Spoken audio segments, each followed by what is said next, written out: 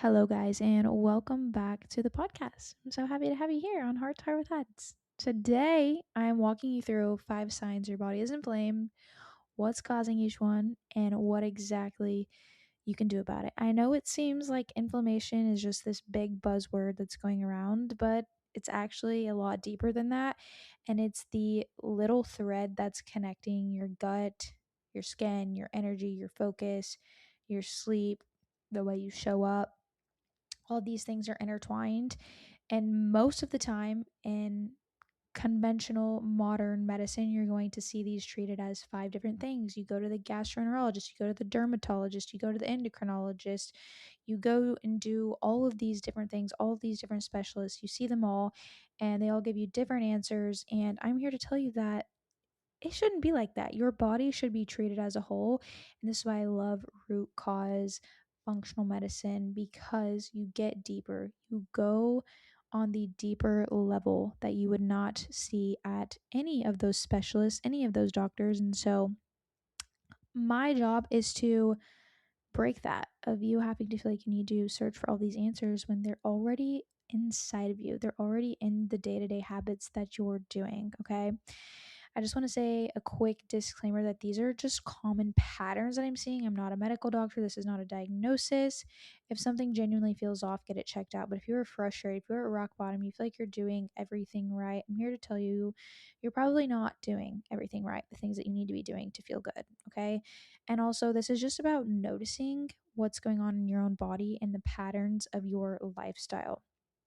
So, the sign number one that I want to talk about is gut dysfunction. Of course, you could have guessed it.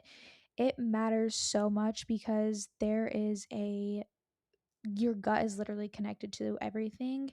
And the quote is, what's the quote that is? Oh yeah, Hippocrates says all disease begins in the gut, and I truly truly truly believe this is true. Okay, your gut is not just about digestion, but it's also where 70 to 80% of your immune system lives, where your hormones get processed and cleared, and it talks directly to your brain. So when there is something going on in your gut, it usually shows up everywhere else on this list. And I'm going to talk about what that looks like.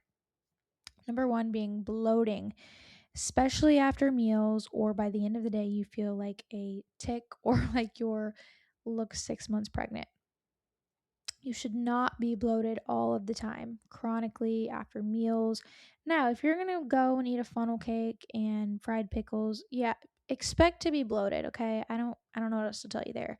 But you shouldn't be if you're eating a healthy diet. And I'm also going to talk about what a healthy diet looks like, because what the real definition of healthy diet looks like is not the same as what somebody else's looks like. I have clients come to me all the time like, I'm eating healthy. I'm like, okay, send me your food log.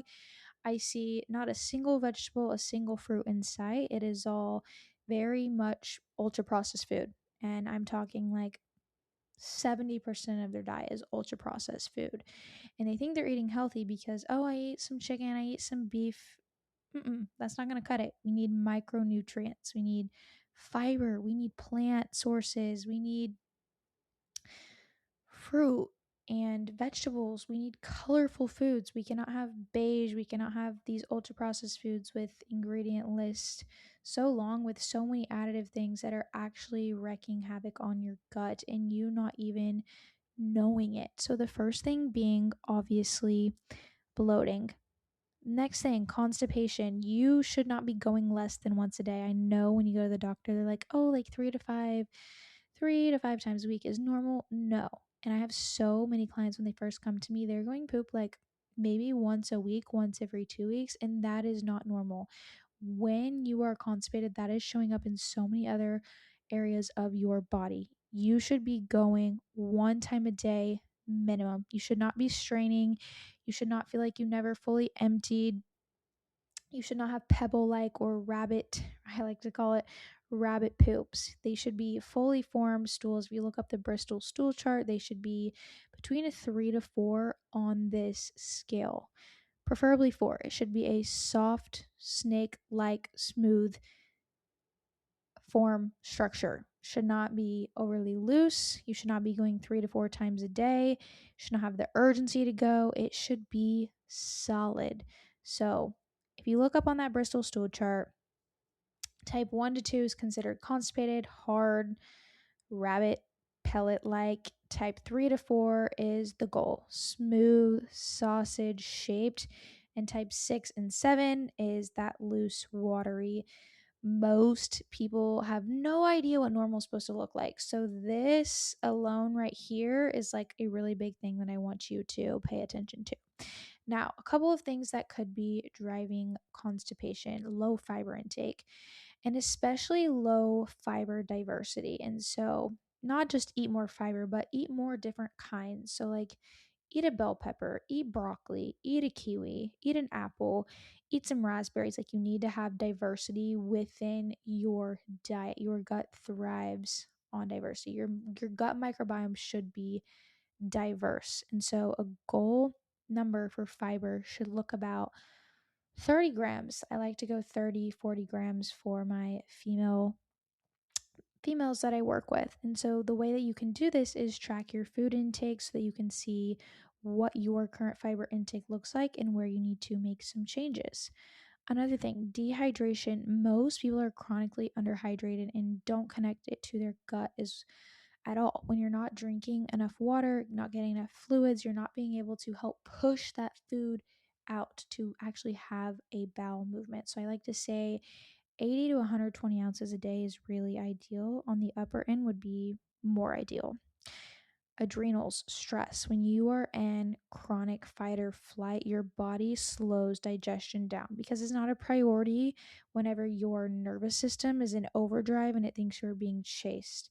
And so chronic stress can very much equal chronic slow motility, meaning your motility is slow, which means your digestion slows down and you have fewer bowel movements, which we want to have bowel movements, but we want them to be healthy. And then when you're sedentary, movement alone helps move things through. I don't know if you've ever gone on a run and you're like, oh my gosh, I'm about to poop my pants. That's because you're getting movement, you're hitting the ground, and your body likes movement. It doesn't like to eat, sit, eat, sit, eat, sit. It loves the movement.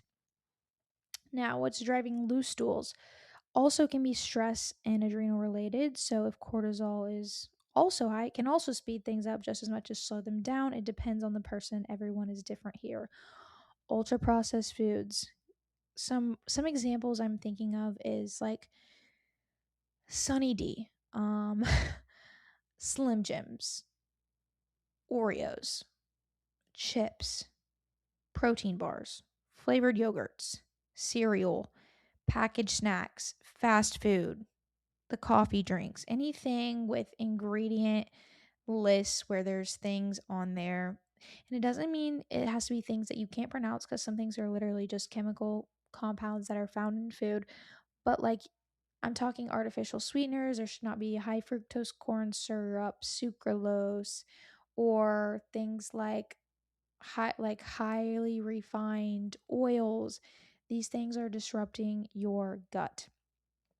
Alcohol, it irritates your gut lining and also disrupts your microbiome, and it also makes your liver have to work in overdrive, which can also affect your gut. Your liver and your gut are connected. Lastly, birth control. Birth control can cause one of the two, constipation or loose stools. It can alter the gut bacteria and nutrient absorption over time. Okay. And this is not here to scare you about birth control, but it does play a big role in your gut because it depletes key minerals in your body that your gut needs to function. Now, lastly, what I want to talk about on this is SIBO. I see SIBO a lot, small intestinal bacterial overgrowth. Basically, it's bacteria that's supposed to stay in your large intestine ends up overgrowing in your small intestine where it does not belong. And so this can cause the bloating, the irregular stools, the constipation. The bacteria ferments in your food, ferments food in your gut, and this produces gas, which is why you can be bloated regardless whether you're constipated or have loose stools. But this is something that you definitely need to get tested. But again, I want you to fix the lifestyle things first before you go get SIBO tested. But a lot of the time, SIBO gets misdiagnosed as IBS, and that's just like the blanket term that they put on it. So make sure you do further testing. Ask for a SIBO test if you're dealing with this. So obviously, the things you can do: fiber, food diversity, water intake. Cut back on the ultra processed foods, swap in the whole foods, the sweet potato, the beef, the chicken, the avocado, the strawberries, the blueberries. Like, these things are going to make you feel so good. And once you start to switch over into this type of eating, you'll realize, wow, I don't know how I never did this. Like, you were missing out on so much of good health, energy, digestion from just changing these things. And then just a simple meal structure hack: protein and fiber at every meal to slow digestion, help keep things stable, and then address your stress. This is like the big thing that people skip, but you can eat perfectly and you can still have gut issues if you are not working on the stress management type. And so, or the stress management side. And so, some things for this is simply just like taking time to do nothing and rest. And what I mean by this is rest does not equal scrolling on social media. Rest means like literally lay on the couch. If that means like watch a silly, cheesy movie, whatever it is, focusing on your breath, getting out in nature. This is so huge and very much overlooked, but just slowing down. I think this is the most overlooked thing because we live in such a high paced society. We're constantly bouncing from one task to the other. I think really, really slowing down could be the first step for many women. Okay, let's get into sign number 2.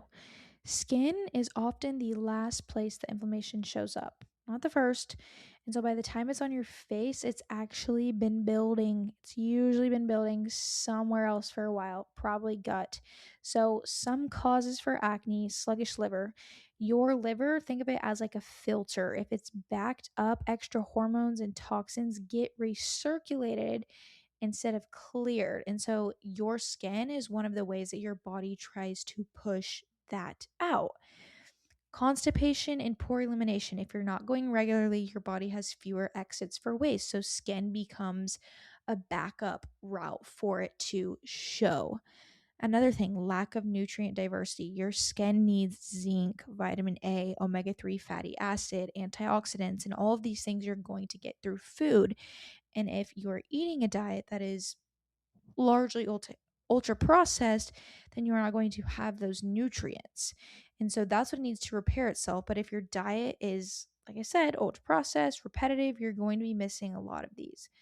Another thing, blood sugar swings. So spikes and crashes, like super high, super low, is going to drive inflammation, and that can trigger hormonal breakouts, especially along the jawline and the chin. And so this is why it is important for one, like I mentioned, to have those balanced meals, but to also make sure that your meals consist of whole, nutrient dense foods.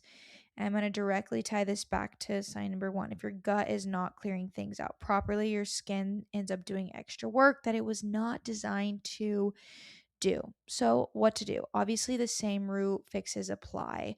The fiber, the water, the food diversity, the reducing your processed foods, and then liver supporting foods. So, think cruciferous vegetables, broccoli, getting enough protein for detox pathways to actually function. You could also incorporate in things like DIM is a good one. Probably one of my favorite ones, NAC, N-acetylcysteine. And yeah, I love both of those for detox. But I don't want you to like first go to topical things because usually there's something underneath that needs addressed. And it's usually hormonal or gut driven. So make sure that you're treating the source and not just the surface. But you can obviously make sure both are getting hit on the head at the same time. Sign number 3, low energy. Okay. And you'll probably notice a pattern, but you're going to start to connect the dots. Causes of low energy: not getting real nutrients from food, running on convenience food that are calorie dense but very nutrient poor. So when you think about calorie dense but nutrient poor, the first thing that you could think of is like getting an iced coffee, full sugar iced coffee. Cool. Convenient. You're getting in calories, but very nutrient poor. There's literally no nutrients to that. Coffee on an empty stomach. And people are going to debate me on this, but I do not think you should have coffee on an empty stomach, especially if you're already dealing with inflammation, poor gut health, you're not eating the right quality of foods. What happens on empty stomach is obviously blood sugar is a little bit higher with nothing to buffer it, so you're going to get a crash a couple hours later. I'm all for coffee. You can have coffee. I'm not saying not have coffee, but eat before you have it. Get your blood sugar stable before. Skipping breakfast. So your body's been fasting all night and then you come and you skip that first meal. This is going to keep cortisol elevated to compensate for that. When cortisol is high, you're going to have low energy. So cortisol is supposed to rise naturally in the morning and fall in a rhythm throughout the day. But when it is high all day, your body is essentially always in like that that like fight or flight mode. And that is exhausting even if you're getting sleep. Obviously, lack of sleep is going to cause low energy as well. So, too much caffeine, lack of sleep, and I'm talking deep sleep, and we'll talk about that, but it's going to really affect inflammation or a sign that you're inflamed as well. Low energy is a sign you're inflamed, especially if it's all the time, chronically, no matter what. So, what you can do, eat within an hour of waking, even if it's just a small little snack, because so many people are like, I'm not hungry in the morning. Even if it's small, it could be literally like a banana with peanut butter. I don't care what it is. It can be something small and snacky. But I would have protein first, not just carbs or just caffeine or carbs and caffeine. Like have like two boiled eggs, a boiled egg, whatever it is. Always start with protein because it's going to help keep your blood sugar stable and help keep energy high. When our blood sugar stable, our energy stays more smooth because we're not getting a crash. Cut the coffee as breakfast pattern. Like that is the biggest thing you could cut right now. And then space it out after you've already eaten something. So we've covered low energy so far. We've covered acne. We've covered gut dysfunction. And now let's get into number 4, brain fog. So, some causes for brain fog, obviously blood sugar. Your brain runs on glucose and it does not like when it's in a roller coaster. Poor sleep, which will bring us to sign number 5. But poor sleep and then the gut brain connection. A huge percentage of the neurotransmitters, including serotonin, the feel good hormone, are made in your gut.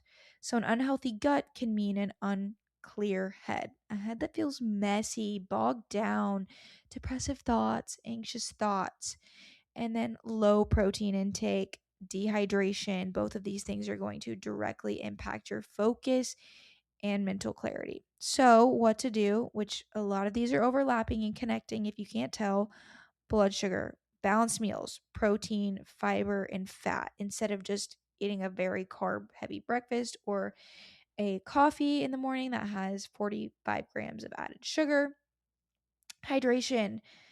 Brain fog is one of the first signs of mild dehydration. Drink your water, 100 ounces a day. And then obviously addressing the gut piece from sign number 1, from signal number 1, and then protein at breakfast. Because yes, I know I keep saying it, but it really does matter that much. Like your day is directly dependent on what you decide to break your fast with. 100%. Sign number 5, poor sleep. Some causes of poor sleep. Maybe you're not getting enough sunlight. You're not having enough sunlight to produce melatonin. So getting that morning sunlight and circadian rhythm work is definitely so helpful. It helps to set your internal alarm clock, getting the sunlight, and it helps your body know when to release melatonin later in the night. And this is like one of the most skipped things, but I think one of the most crucial things. Another thing, blood sugar dysregulation at night can cause poor sleep. So if your blood sugar is crashing while you're asleep, your body is going to release cortisol to bring it back up, which can wake you up early or keep you in a lighter sleep. And so it helps when blood sugar is more stabilized throughout the day. And then another point that I really want to talk about that doesn't get talked about a lot is exercising. So overtraining without enough recovery is going to keep obviously cortisol elevated at night, especially if you're training at night. But then also this part, too little movement throughout the day can leave you feeling wired and unable to wind down. And so exercise alone makes people tired. And that can help so much with sleep. If you're like, I'm struggling with sleep, and I'm like, okay, do you exercise? No, I don't walk, I don't strength train. That alone can help with sleep so much. Lastly, phone boundaries. Obviously, have a wind down routine, have a phone cutoff time before bed. Try to go to sleep within the same hour, 0 minutes to an hour every night. So if you're waking up at 7 in the morning, try to stay within that like 6 to 7. I'm just kidding. 6 7 or 7 8, whatever your timing usually is. And then same with your bedtime. That's going to help so much. And then just getting enough movement throughout the day. Like move your body. You should be getting tired. Obviously, the through line through all of this is they all come back to the same root causes: your gut health, blood sugar, and stress or cortisol. And so it is really important to test and not guess. Let's see, what's going on with your labs. Let's see your inflammation markers high, because a lot of these symptoms overlap a lot and they try to get treated separately, like I said, but they are all connected. Some other mention of inflammation signs you can see: joint pain, water retention, not being able to lose weight. So those are also things that you could also signs that your body is inflamed as well. And then I would say that if your cycle is irregular or off, that could also be it as well. So I want to talk a little bit about what inflammation looks like on labs before we quit, because everything right now I've told you is just kind of what it looks like in your day-to-day life, but here's what it can actually look on paper, so you have something to ask your doctor for, or someone like myself, functional health coach, functional medicine coach, that I can help you order these labs and I can go through them. I actually just had a lab review for one of my clients today. So, and these are some of the things that we got in. We definitely did CRP, which is C-reactive protein, most common, made by your liver, rises when there's inflammation in the body. High sensitivity CRP is the one that I like to use the most. Fasting insulin and fasting glucose. It's very, very strong inflammation and metabolic marker that we like to look at. Your A1C, so just your average blood sugar, which also ties back to the blood sugar piece I was talking about. Ferritin, which was what stores your iron, but is also an inflammation marker. If it's high, it can be a sign of inflammation, but also if it's low, a sign of inflammation. So, and then homocysteine, which is not as commonly ordered, but worth mentioning, is tied to inflammation, your nutrient status, especially your B vitamins. And then I would also throw in there, what was I thinking of? Vitamin D levels. Vitamin D levels to see, because so many of us are deficient in vitamin D, which helps so many processes in the body. Same with magnesium. So I do want to preface that a lot of these labs usually don't get ran unless you ask, because it's like standard physician is going to skip this. So this is why you need to advocate for yourself or hire someone like myself who's going to do these for you and get you the functional and the optimal ranges, and not the ranges that are conventional and based on the average human who is sick. Okay, our average human population is very sick, and unhealthy, I guess would be the word for that. But I just want to point out that just because you have a marker that's a little bit off doesn't mean something is seriously wrong. And normal labs don't always mean that nothing is going on either. So labs are just one piece of the picture, and this is why labs and symptoms together both are what you need. So I think that's it. I think that's all I have. Obviously, I'm going to rapid fire the 5 things: poor sleep, brain fog, low energy, acne, and gut dysfunction. These things are like the top 5 things that I see. And the next steps for you is just do a deep dive audit on your lifestyle and see, okay, what am I really doing? What are my habits looking like? You can ask yourself, how many times a week am I eating out? How many vegetables am I getting a day? How much fruit am I getting in a day? And just really starting to audit your lifestyle. Am I drinking a bunch of alcohol? Am I binge drinking on the weekends? Am I getting enough sleep? Like, ask yourself these questions and answer them honestly so that you can truly, truly make a difference in your health and bring the inflammation down, because there's no reason for you to have acne, have poor gut health, feel like crap all the time because of your inputs. Remember, like, all of this is connected. Your body is all one thing, and getting to the root, going underneath the surface is so important. So, last thing, and I always say this all the time, but work with your body, not against it. That means nourishing your body the way it should be. That means saying no, setting boundaries to things that do not serve you. All right, guys, hope this was helpful. If you're dealing with chronic inflammation, dealing with gut issues, please reach out to me. I'd love to help you.